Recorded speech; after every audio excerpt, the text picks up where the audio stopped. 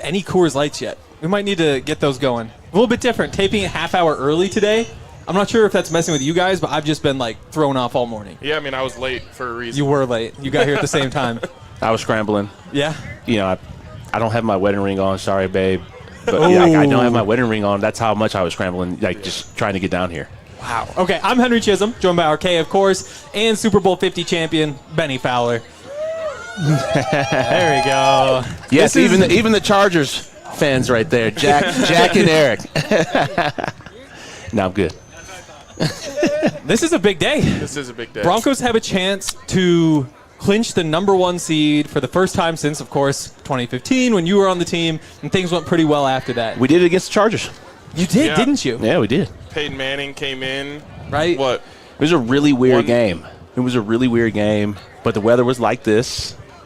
I think I caught a pass. The only pass I caught was on the first drive, little smoke screen, and for 3 yards. And I think DT ends up taking a hitch 65 yards after that. Yeah. But, yeah, it was a good day. That was a weird one, I remember, because I think we were trailing or tied at halftime, and that's when they put Peyton back in. Did we have turnovers? I don't remember if we had turnovers or we had a lot of drops in that first fumble. half. There was just a fumble or something from C.J. Anderson, if I remember correctly.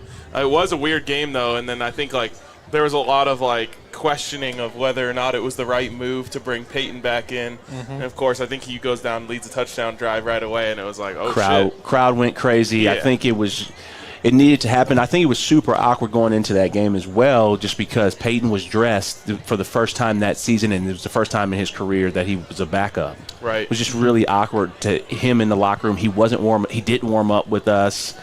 It was just really weird, and yeah, you can't have that. And then the crowd went crazy when he came back in, and then yeah. There's always the clip of the offensive line kind of standing there in the huddle when he runs back in, and it's just I don't know if it was Ryan Harris or someone else who started, but they're just Peyton fucking Manning. And then they all went around saying it. He was all right, boys, let's go get a touchdown. That might be the most wrong I've ever been. Because I was 18 at the time, and I was so sure that Brock was the guy. I was you got to ride Brock through the playoffs. He can win you a Super Bowl. I've never been that wrong since. Yeah. Brock was the guy in terms of just bridging the gap for that season, and then I think he could have been the guy going forward, but obviously he got the huge contract from the Texans. But crazy. Yeah, that was crazy. That was crazy. Let's hope today's not as weird as that. No, Stidham's not coming in. Yeah. Unfortunately, we don't know who exactly is playing for the Chargers and who isn't playing for the Chargers because they don't have to announce it until an hour before kickoff. Right. So as much as we think it doesn't seem like Khalil Mack's going to be out there, it doesn't seem like Derwin's going to be out there, kind of just have to wait and see. And there's those are the only big names, right? That you think that would not play? You would think, because Keenan Allen wants the incentive. He needs 5 more catches, something like that, for $500,000, so he wants to play. But those kind of would be the big two, right? There aren't a lot of Tuli Tuipulotu probably isn't old enough to be getting that week off at this point, but they have room to take a couple guys off the field. Yeah, I mean, but if you have no Justin Herbert, no Derwin James, no Khalil Mack, that's a very big advantage for the Broncos. Right. And I look at just the spread, over at Bet365 being 14 points. They're not going to put it at that if they think those guys are playing. If it's just the difference between Herbert and Trey Lance, maybe it's, 8.5. Maybe, yeah. But all the way up at 14 tells me they don't think really any. I think even more than those 3 will be out. Yeah, their X factors will probably be out. So, as you go into a game plan week, you always look at who are the game records, and the game records for the Chargers are Derwin James, Khalil Mack, Justin Herbert. Those are your 3 that you always circle, that you always have to know where they are on the field, or they are going to be touching the ball every single play. When you're talking about a guy like Justin Herbert, I don't expect them to play. They need to rest. They are a beat-up team, so I expect them to try to just rest. This will be like their mini bye for those specific type of players, I expect their young players to play and continue to play because, they just don't have enough experience. But at the end of the day, the Broncos starters are playing, which is the most important thing, and that's what we're actually really focused on here on this pod. And, from the things that I saw this week from you guys as well as just the NFL countdown show is that the Broncos are treating this like a playoff game. So I expect Sean to have his foot on the gas. I expect him to show different looks, different personnels, but I expect things to be crisp, on point. And we know how the Broncos have played after their mini bye and bye week throughout this season. They have came out firing on all cylinders on the offensive end, and that's what I expect to see today. Yeah, and it's such a great situation for the Broncos to essentially have the opportunity to earn next week off. You're already coming off of 10 days of rest. If you had to play a playoff game next week, which you could still potentially do, it would just bring a different light to this game where it's like, okay, let's take it easy, make sure we're not going too hard type of thing. Maybe we are going to look to rest some guys or bring down guys' snap counts. I think Sean Payton's going to address this like any normal game. Forget what the Chargers are about. Let's go accomplish the second big one of our goals, which is to get the 1 seed. And I think they're going to have a really aggressive game plan, not any sort of week 18 lull. Yeah, I expect that, and I 100% agree with you. I think Sean knows what's at stake here in terms of just getting that last one final dress rehearsal before the postseason. Sean knows this. A couple of those guys, because of last year's experience, know this. The playoff speed is a totally different speed, which is crazy to say, but I can say that just from personal experience. The speed that you see on a Week 18 is going to be 10 times faster next week in the in the wild card, and then in the divisional, it ratchets it up a notch just based off of what's at stake. It's one game elimination, one game you go home, or one game you advance. So it's hard to simulate that speed in practice. So I expect the Broncos to really come out here, like RK said, firing on all cylinders. But I expect Sean I expect some double moves in there. And to go to the Super Bowl, you're going to have to play against one of these top defenses. And a defense that doesn't necessarily blitz a lot. They keep a lot of things in front of them. And when you look at the NFC, when watching those games yesterday, those are the types of defenses that you're going to have to face to win it all. And if you do get some backups in there, especially on the edge and stuff like that, I think Sean will take advantage of the over-aggressiveness from those guys who are thinking, okay, Week 18, I'm getting extended playing time here. I want to try and make a play to show that I should be out there in the playoffs, really get some misdirection, bootleg, that type of stuff going to take advantage of those guys' aggressiveness. I think it would be different, though, to see the Broncos kind of come out explosive, because whenever they've played a team that they think that they kind of out-talent, whether it's the Chiefs last week or the Raiders a couple weeks before that, it's been a pretty conservative game plan. It has. It's kind of been buckled down. We're going to run the ball a lot. We're going to run some clock. We're not going to make mistakes, and we're going to win the game because we're just not going to give them a chance to get into it, really. I can still see that, though. I can still see that type of game plan. Well, in the playoffs, you're going to have to control the clock anyway, so I can still see 10 to 12 play drives, but I can see, hey, let's take some shots here. There are times and moments in these last couple of games where you could have taken a shot and you didn't take a shot. You played the more conservative route. I think you see a little bit more aggressiveness in the red zone on third down, not necessarily trick plays, but, hey, what you saw against Green Bay. You saw them control the clock in the second half, but then on the 4th and 2 or the 3rd and 2 to Cortland, those fade routes, those fade balls, I think you can see some of that coming. As the resident Sean Payton whisperer, right? I kind of have a feeling he wants to put up a 40-piece today and just kind of get the offense feeling themselves going into the playoffs.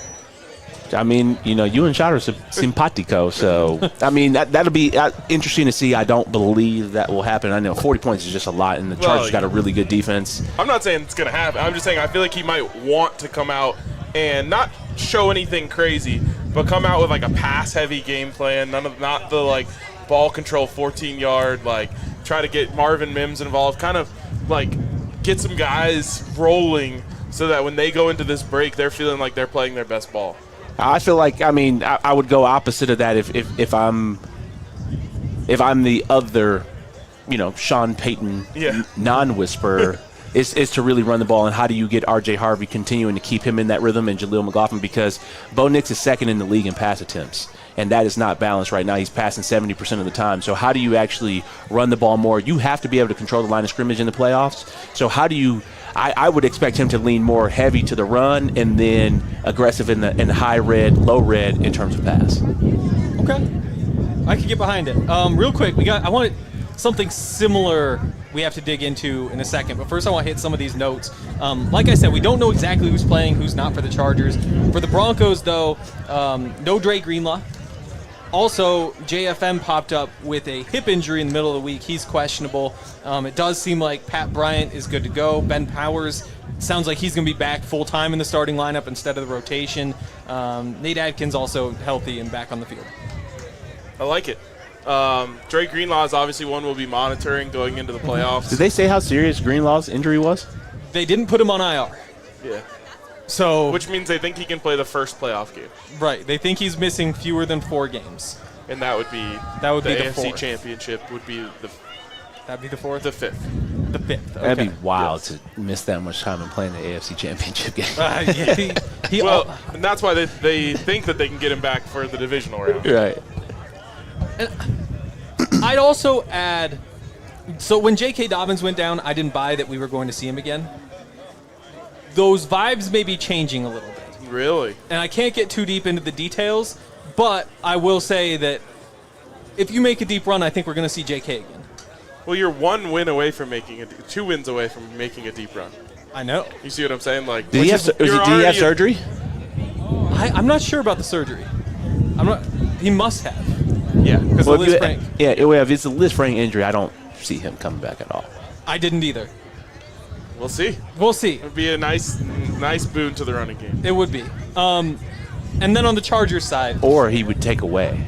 Potential. Just because if you don't have any game reps, like where would he get any game reps to ramp up? You can't just be like, oh, hey, AFC Championship, we're going to put you here. We're going to give you 10 carries. Or the Super Bowl, like that's just. I mean, Gabe Landeskog came back in the playoffs after missing 2 years, 2.5. Did he play well? Actually, yes. Weirdly enough. If the Broncos' run game was looking better right now, then I'd be right there with you. But I think at this point, you need whatever help you can get.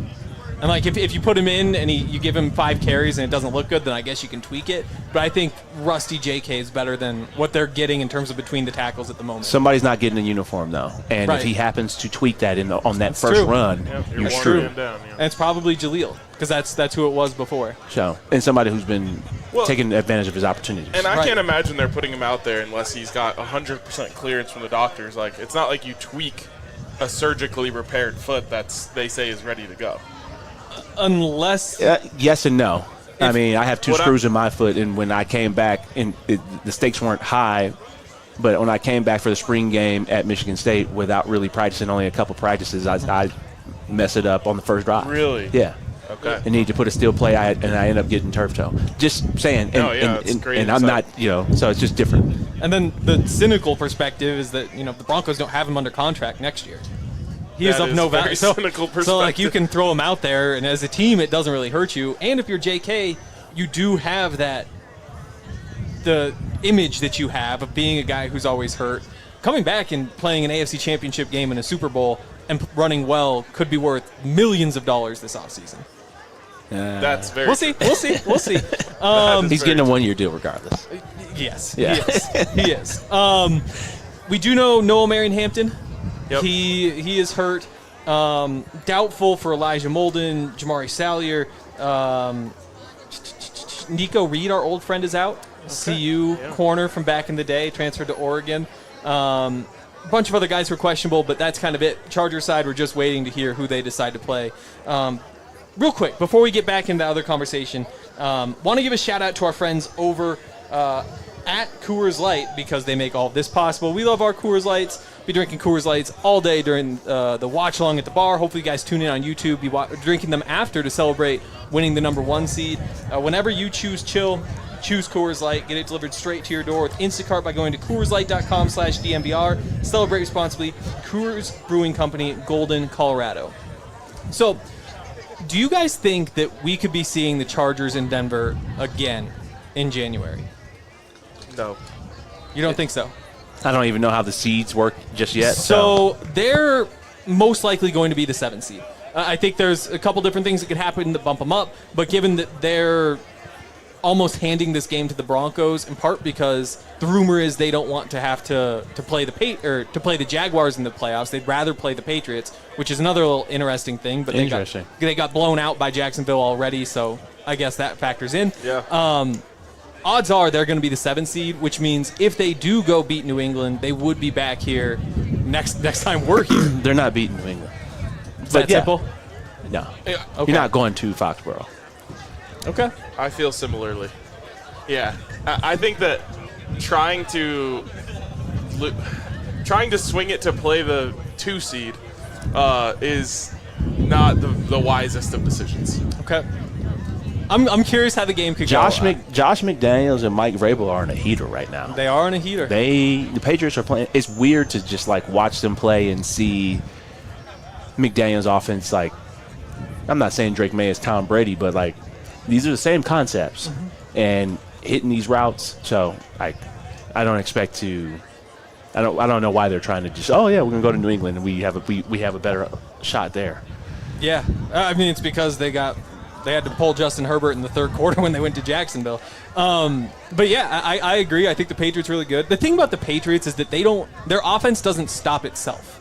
Like, you need to stop that offense. And there's always a handful of those in the league where it's like you just let them go, they're going to go, and they're going to score every time. And the Broncos aren't there. You know, the run game will dry up at points. Bo has missed a couple passes. The penalties obviously set him back.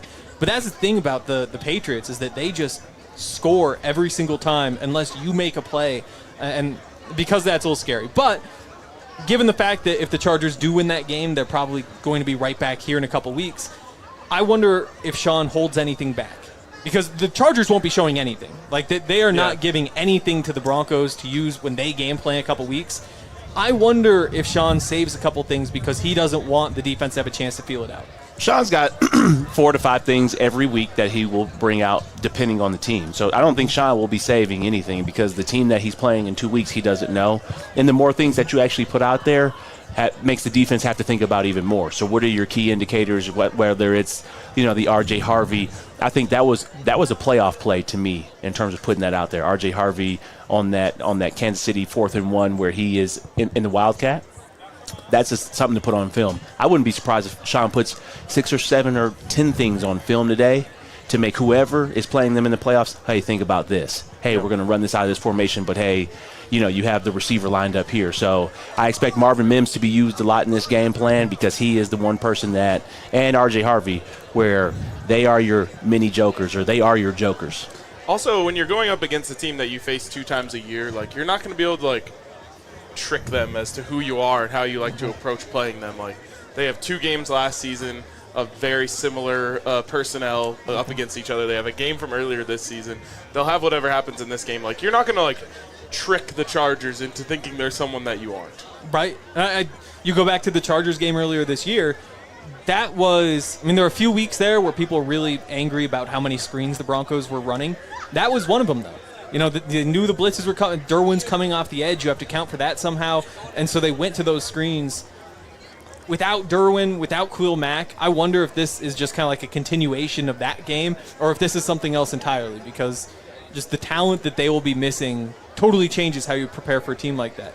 I think that game plan was actually pretty good. I think the Broncos receivers and players on the outside weren't necessarily blocking things up the right way. Mm-hmm. But think about the experience now. Pat Bryant, he probably barely even played in that game. Right. RJ Harvey barely played in that game. So you have now these young players and dynamic players who are in your offense who have now 16 weeks of football where they have played a tremendous amount. I think now that carries over into these game plans, whether it's this game or in the playoffs. That experience now matters. Yeah. I'm curious if, like you said about Marvin Mims, do you try to establish the deep ball in this game? You try to hit a couple big ones just so that whoever you play in the next game. Marvin's kind of like maybe your top weapon there, whether it's him or whether it's Troy, just so that in a couple weeks. Well, your deep ball is now established. You think so? Post-bye. Okay. Bo has been throwing the ball down the field. So if you want to say, hey, we want to establish the deep ball to Marvin, yeah. But throwing the ball downfield to Troy, Cortland, and as well as Pat Bryant has been incredible post-bye. The only thing that's missing is just like the go ball in stride. Like that's the one where just like over beat man right off the line. 75 yards, you might hit 2 of those a year. Yeah. Right, but it'd be nice to hit 2 of them today, and then in a couple weeks they say, oh, we Marvin will just blow right by us, and so we have to be worried about that. I don't know how many Cortland. We don't know this off the top of our head, but Cortland's caught plenty of go balls in the last 6 weeks. Troy Franklin's caught balls down the field as well, 30, 40-yard throws. Right. But 75 yards is not going to happen. No, it doesn't matter if it's 75, 50, 40. It's just like you're hitting him in stride. Over the shoulder. And he's scoring a touchdown. And whereas like for Marvin. For anyone. Because RJ Harvey's got the double move against Houston. That's a 45-yard throw. A receiver. A receiver from lineup. Because like what Court does, there's a lot of like, okay, 3rd and 1, we're throwing like the fade to the sideline, which is similar to that play, but it still turns into more of that like jump ball, like throw it up to Court, let him use his size. I feel like there hasn't been as much of, okay, Court, run straight by this guy. We're going to hit you in stride 30 yards downfield and you're off him. Like, and I get the defense. Court chooses to slide to make sure he comes down with the ball, that's more on him. I mean, the one against Green Bay, he ends up just running out of bounds. Right. Like, he could have easily just ran out of that ball and scored, but it was 4th and 2, so he's thinking about more securing the catch. So, we're splitting hairs right now. Yeah, okay. You believe the deep ball is established? To win a Super Bowl, yeah. Okay. 75-yard, we don't see 70-yard throws, 75-yard throws in the playoffs. We don't see that. Rare. Yeah. It's true. I mean, you're going to have to live in the short to intermediate. Yeah, you need the 40 to 45-yard throw. Think about the post route that Jalen Hurts threw to Devontae Smith in the playoffs. Bo Nix has hit that against the Cowboys, and he also hit it against, I forgot who else we were playing here at home. So those are the types of throws that, you need those 40 and under yard throws, in which Bo has already done that really well in the last half of the season. I thought of another way to say it. The Broncos don't seem like they're getting behind the coverage very often. Like, it feels like when they are getting downfield, they're still like the safety. You're not just beating them all the way downfield, which, again, is very rare. Give me an example of just a play that comes to your mind from somebody else. Remember, let's see. That was the Saturday, the Chargers game, right after Christmas, when the Texans hit them with the 2 deep balls early. One was the busted coverage. I can't remember whether it was the one to Nico Collins or the other one. Yeah, like but the Cortland Sutton, one was getting like behind the Cortland Sutton one on the 4th and 1 or 4th and 2 against Broncos versus Chargers. Like that type of throw. I don't remember that. Huh? I don't remember that. Cortland scored on it. Okay. No, he scored on it. It was the over route little play action. Oh, yeah, the 4th down shot. We've already hit him. We have the over routes. We have the over routes. We don't have the fly routes. That was still downfield. No, it's downfield. Still down the field. Theirs was an over. We could do this all day. Henry wants better 9 balls that they can run under, keep running. Benny says it doesn't matter. Yep, we'll see. I say just score however possible. On the watch along today, when it happens, I'm going to be hyped. That's what I want. That's what I want you to say. That's right there. That's right there. Just like how you got your RJ fumble when you wanted it. Absolutely. Okay. We've got a couple more minutes here before we get into any bets. I'm curious. Zach guaranteed the win, as he does. Where do we stand on the spectrum of, like, we expect this to happen, this is going to be easy, this is going to be tough, but they might still do it? Like, I know you never believe there's an easy game, Benny, but I never played in an easy NFL game. Okay. And also, you're going against a Jim Harbaugh Chargers team. Look, this last game of the season means things to certain people, like a Keenan Allen, like the 5 catches for $500,000. He's going to try to get open. Also, Trey Lance is always auditioning. He's a first-round pick, and I was in San Francisco with him the year he got drafted. And he's extremely talented. The Broncos have to think about this, and I love that Sean is playing the veterans, or he's just playing the entire roster because this is a playoff game, because you will see a mobile quarterback. Actually, the rest of the quarterbacks you will probably play in the playoffs and in the Super Bowl will be mobile. And this guy is mobile. Expect a lot of boots, a lot of play actions, and I believe this is something that the Broncos have to be disciplined with their eyes, because he can extend the play. And he got a rocket arm. It's the reason why he was drafted top 5. Now, that didn't work out in San Francisco, but he's still ultra-talented. Right. I'm one of the few Trey Lance believers at this point. I wasn't. So when he got drafted, I was like, this guy's a bust. Like, I played at North Dakota State, FCS football fan. I watched a lot. There are a lot of differences in the NFL. But when you watch what he did, I mean, the preseason this year, he made me a lot of money because he did not belong playing against those backups. He had the drive a couple of weeks ago when Justin Herbert first hurt his hand when he gets him all the way down the field. Then Herbert comes back in and finishes it off for him. I think that's a pretty good quarterback. And I don't know that it'll ever pan out for him because the thing that he's missing is experience. This is exactly where he needs to be. He's a backup quarterback in the NFL. He's very serviceable, and that's where he'll be for the rest of his career. But so for him, his last year of high school was 2017. Since he graduated high school, he's thrown about 100 fewer passes than Bo Nix has thrown this season. Crazy. So, like, all 3 years of college, all 4 years now in the NFL, fewer passes than Bo Nix has thrown this season, like 100 fewer, significantly less. And so I don't think that he will ever get enough experience to be able to win a starting job and be a starter. But when he gets on the field, he is electric. Yeah. He'll make plays today. He will. Well, and I actually, that brings up a point that I made with Akib on No Lie Zone this week, which was just like watching Brock Purdy, now last night notwithstanding, but watching Brock Purdy the week before against the Bears, I realized like the longer that you just are a starter, you just grow like exponentially. And like he was just doing things very on script, like whatever Kyle Shanahan wanted at first, and now he has the green light to go out there and make plays. Now he had no opportunity to make plays last night, but the more I watch Bo Nix, it's just like you just keep gaining more degrees in the Sean Payton offense, and like he's going to get to a point where he knows the offense like the back of his hand, and then he just gets to go out there and play. And so like Trey Lance has never had that opportunity to just grow and grow and grow within the same offense, and if he did, I think he might have had a chance to be really good. I blame Kyle.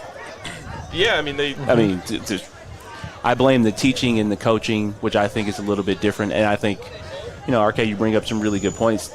Brock and the experience for him as a starter has been great, but also he has a level of anticipation, and he also has the same thing that's very similar to Bo, where they played a lot of ball in college. Yeah, totally. Hank, back to your point, Trey didn't play a lot of ball in college, and you could see it. When he played, they ran the ball every time. Yeah.